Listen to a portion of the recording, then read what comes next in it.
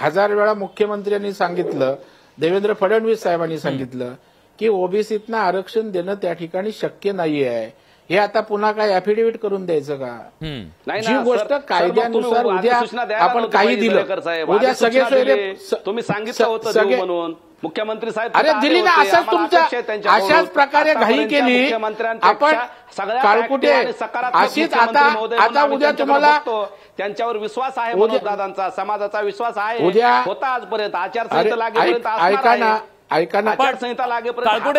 काळकोटे साहेब एक मुद्दा आहे ना, तुम्हाला कोण देणार आहे? आपल्याला जे काही देतील ते हेच सरकार देईल.